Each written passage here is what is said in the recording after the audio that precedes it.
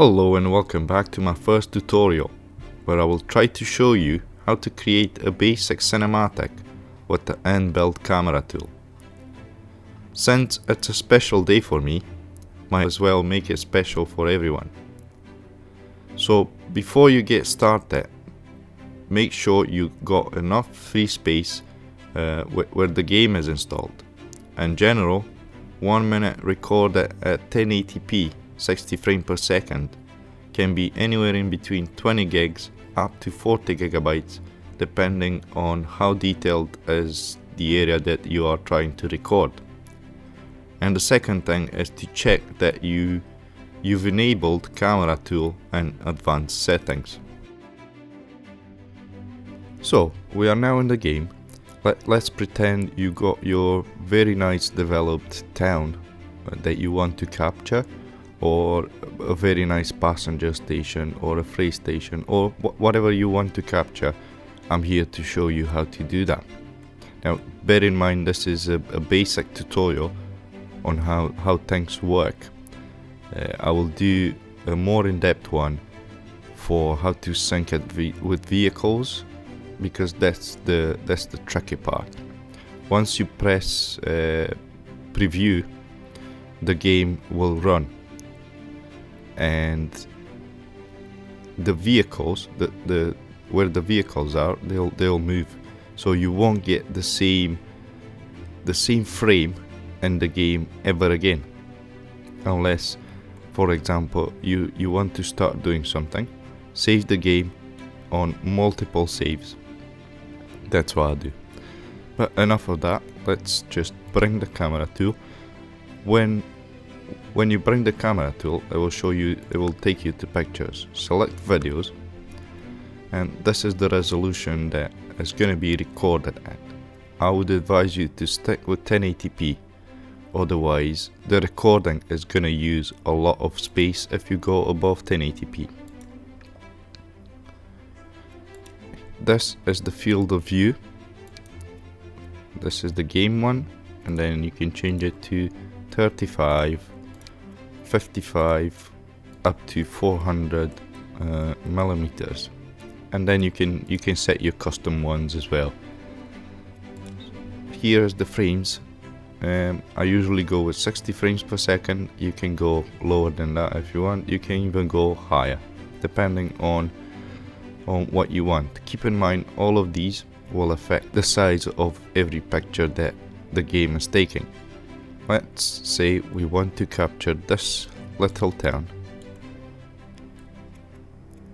and we'll go for the game one. The way you capture it is press plus, and then the game added a frame.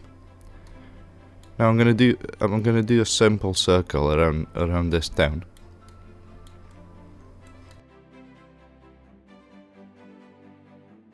I would advise you as well to keep your hands off the keyboard and only work with the mouse. If you press and hold right click and scroll it or move it to the left and right, the camera will move to the left and right, or front and back. Left mouse button, click and hold, it will raise it, it will lower it or raise it. The middle mouse button, if you scroll it, it will zoom in, zoom out. If you click and hold it, it will move the camera around, it will turn the camera.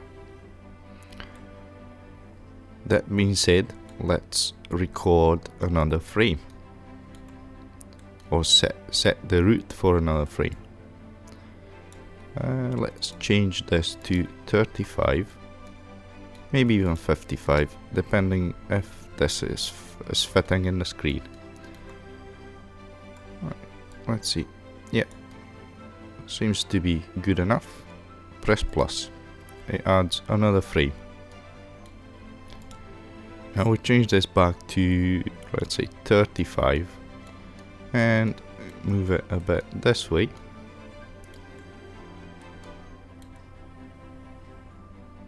And depend on what you want to capture, you can set your own screenshot. And press plus again, it will add another keyframe. Moving on onto this side, I want to lower it a bit. Maybe even put it back to 55, no, leave it at 35. And press plus again. There's another one. And then we have to, this is the starting point. If you want to create a circle, you want to meet up with that. So visualize that and try and make it a smooth curve. So if I'll keep it in here, maybe put it back to the game and press this one again. And the way to do the last keyframe to be exactly the same spot is press on the first keyframe and press plus again, and it will add another keyframe where the first one starts. Now I'm gonna press play and you will see the preview is not smooth, and I'll tell you why. Right, let's press play, and that's the camera moving. You'll see the keyframes down here, and it slowly stops at the end of each keyframe.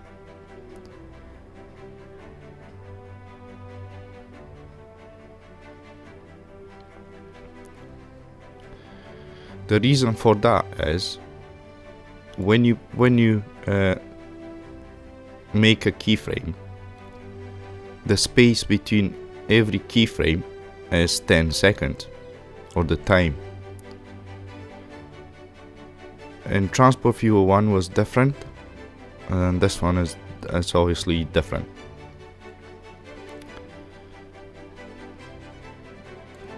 That was not too bad. So you can see here the time in between each keyframe is 10 seconds and the speed is set to 50. When you do your keyframes, you can't possibly measure them exactly. So you got 10 seconds in between them, the speed is 50, but if you set this auto set speed, and you can see it will automatically change to 85, and then do the same with this one, all, you know, take them all and start with the first one and work your way down. You can change this, and here, let's say if you want the first frame, this one, to be faster, you can change it. And you can see now it's actually quite smooth when it comes from 0 keyframe to 1 keyframe and so on. The transition is very smooth. Now you can set this, let's say keyframe 1 to be faster, slower, and the way to do that is just change, let's say instead of 10 just put 13 seconds. Once you've done that, make sure you set auto speed again, and you can see this has dropped to 65 from 85, and this one and this one will increase in speed. This one not too much, this one it did. And usually do them all again and try again until you're happy. There's a lot of trial and error.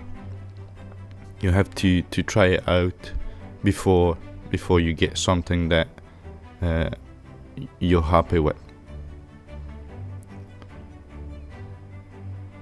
If you want it faster, you can just go and change it to 15, for example, and this will change again.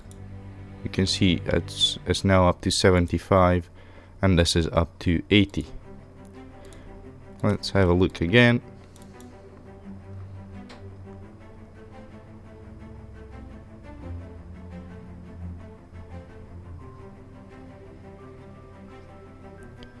So the first frame is a lot slower. Now the 0 frame, sorry. The first frame is now a lot faster, and the second frame is a bit faster as well. Stop that. Now what this does, sky, if you change this, if you look up, it will change the sky, so the sky will rotate if you want. Let's put 20 in there, 30 in here, 40, 50 and 60. And now if you press play, you will see the sky. It should rotate. It doesn't rotate too much. If you change it to, let's say, 100 and then 180 and then 0 again, it only goes up to 180.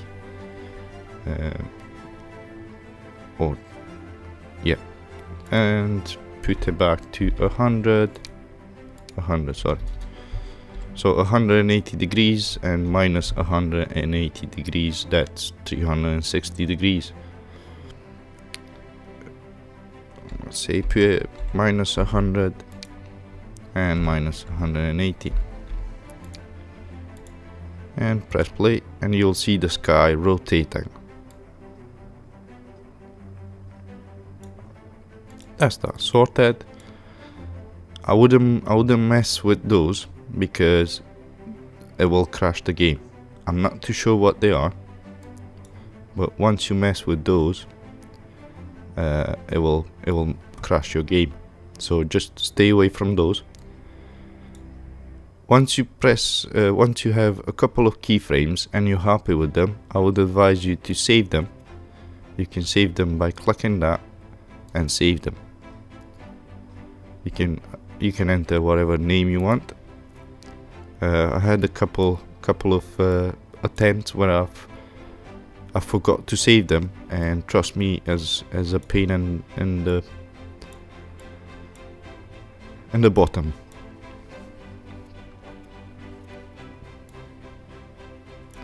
Now, if for example you want to change this keyframe, what you do is click on the keyframe and move your camera to your desired position.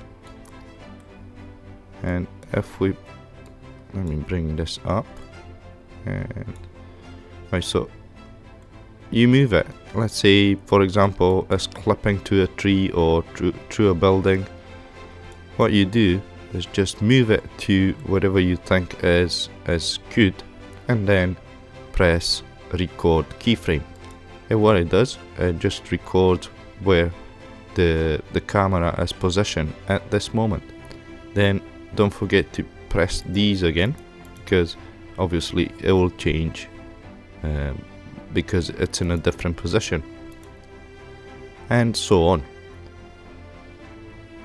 You can add keyframes, but I'm not too sure how that works because it never actually worked as intended. And then you can delete keyframes as well. Now once you get got a good preview and you're happy, what you do is make sure this is 60 frames per second, the recording is at 1080p or your desired resolution,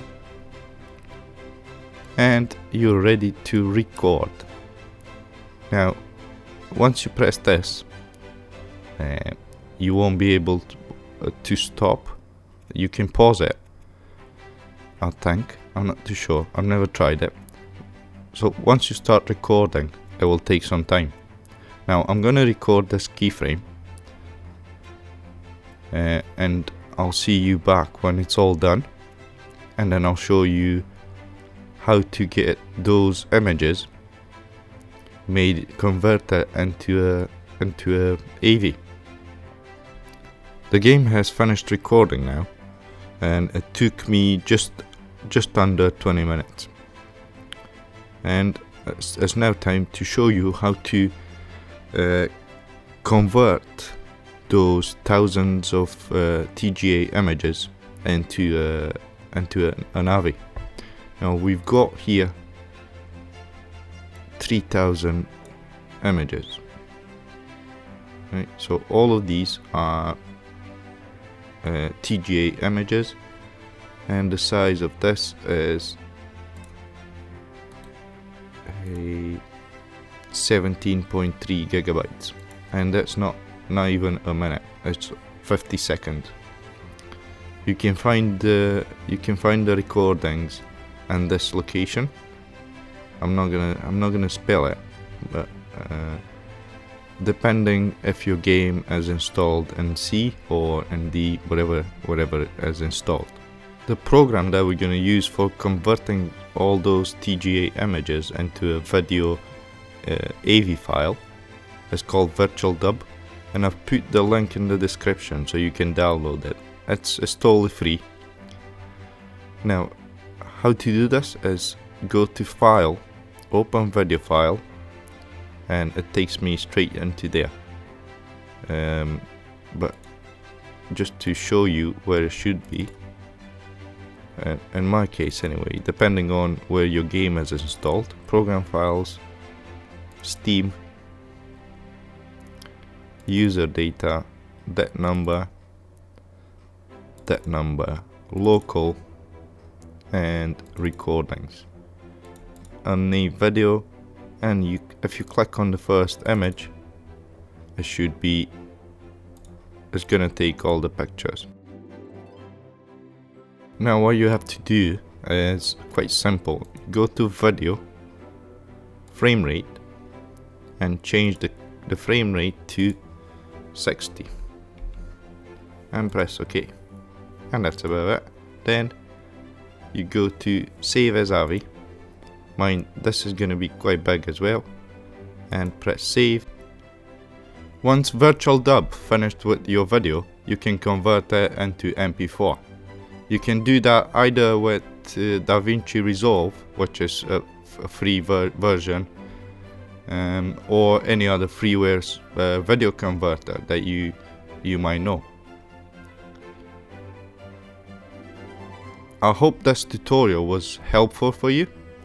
If it was, make sure to give it a thumbs up and subscribe if you're new to the channel to keep up with all my videos. Thank you for watching and have a good day.